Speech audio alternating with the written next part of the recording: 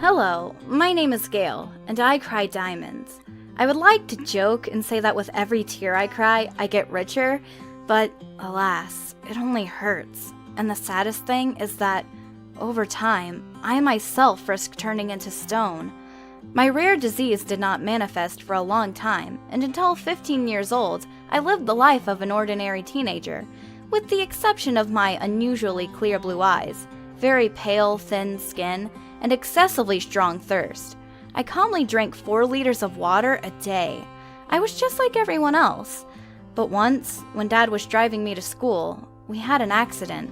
There were no serious injuries, a couple of cuts on my father and a slight bruise to my head. But a week later, I woke up with a sharp pain in my right eye. I ran to the mirror and saw that something like a small white piece of glass was in it. With my mom's help, we took out a crystal with an irregular shape and sharp corners. The pain continued, and we extracted another 5 crystal tears. To our surprise, the ophthalmologist at the hospital, although very frightened, knew the reason for the nightmare that was happening to me. I had a series of tests and was diagnosed.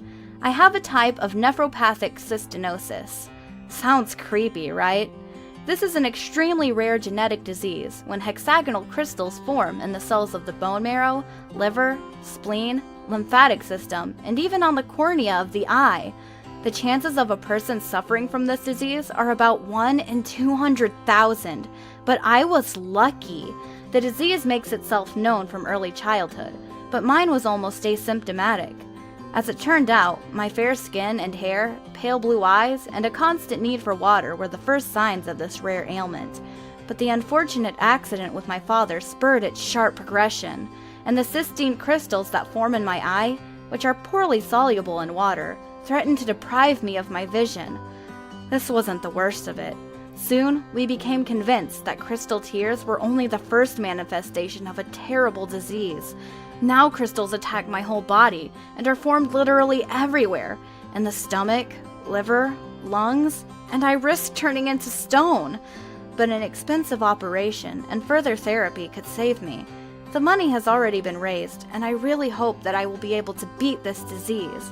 And then, if I cry, it will be with joy that everything is in the past, and instead of pain, these tears will bring relief. And instead of crystals, it will be ordinary water that gently flows down my cheeks. Thanks everyone for listening to my story.